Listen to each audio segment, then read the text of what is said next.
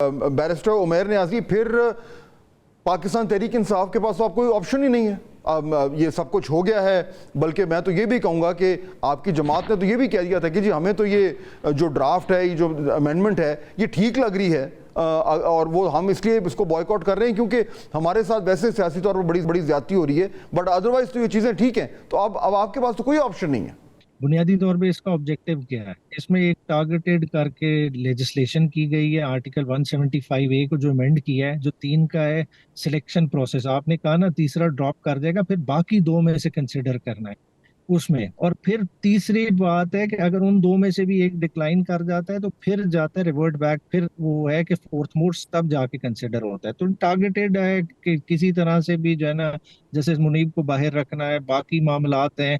और खाली खतरा क्या है कि इलेक्शन का ऑडिट ना खुल जाए, उसके ऑब्जेक्टिव से ये की जा रही है। कहाँ दुनिया में होता है कि जिसका लिटिगेशन में इंटरेस्ट हो वो बेंच को पिक करे? देखें, तो सारी की सारी आर्टिकल 199 की लिटिगेशन या 184(3) की लिटिगेशन किसके अगेंस्ट होती है? हुकूमत वक्त के अगेंस्ट होती है, रियासत के अगेंस्ट होती है। अगर उसी ने बेंच फिक्स करने या बेंच अपनी मर्जी के बनाने हैं, तो किस तरह का इंसाफ होगा? बंदों को इंसाफ किस तरह से मिलेगा? लेकिन तो मैं बेसिकली इस प्रोसेस ने तो खड़ी। लेकिन ये तो डिबेट थी ना, जो जब ये अमेंडमेंट पास नहीं हुई थी तब होनी थी। अब वो अमेंडमेंट पास हो गई है, वो आइन का हिस्सा बन गई है।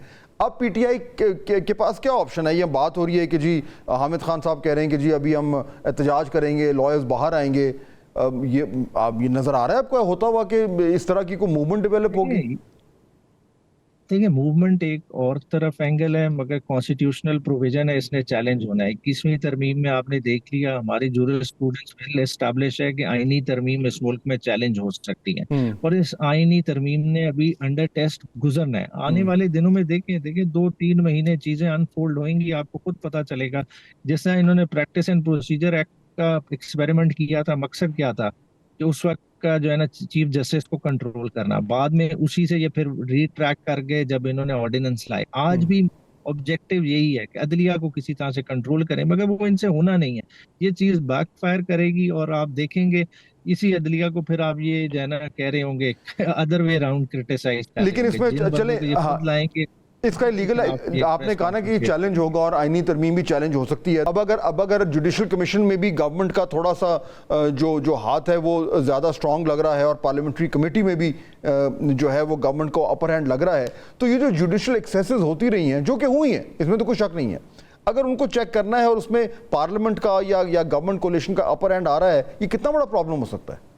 है कि अदलिया का अकाउंटेबल बनाना है, उसके और बहुत सारे तरीके हैं। आप जो है ना जुडिशल रिफॉर्म्स लाएं, आप जजेस की अपॉइंटमेंट के क्राइटेरिया को स्ट्रिंजेंट करें, आप उसमें जो है ना बेंचमार्क सेट कर दें कि इस एहलियत का बंदा होगा वो जज बनेगा। मगर जब जज बन जाए और फिर आप कहें कि वो आपकी मर्जी के मुताबिक काम करेगा, आपकी मर्जी जो होगी वो वाले केसेस सुनेगा, जिसमें आपकी मर्जी नहीं हम्म। होगी वो केसेस नहीं सुनेगा, तो ये तो अदलिया के इंडिपेंडेंस के खिलाफ है। ठीक। मतलब जो आपके जो आइन कहता है उसके रूह की मुनाफी चीज है। मतलब चलें, ये बहुत चीज शुक्रिया। सस्टेन ही नहीं कर हाँ, सकती। ये चीज इन्हें समझ ही नहीं आ रही, और बहुत खाली इन्हें शुक्रिया खौफ क्या है दोनों मेहमानों का, बहुत शुक्रिया इलेक्टोरल ऑडिट। आप हमें ज्वाइन कर रहे थे, अपना मौक़िफ़ दे रहे। ये सवाल जो है ये जेन्युइन है, क्योंकि गवर्नमेंट का रोल अगर बढ़ गया है, जो कि एक्चुअली हुआ है, तो उससे जो इम्पैक्ट होगा वो यानी अभी तो हमें नज़र आ रहा है, लेकिन उसका जो सबूत है वो आने दिनों में बहुत हद तक बड़ी वाज़ेह तौर पर हमें नज़र आना शुरू हो जाएगा। तो अगर कोई जेन्युइन कंप्लेंट्स हैं तो वो उनके पीछे कोई ना कोई मंतक भी है।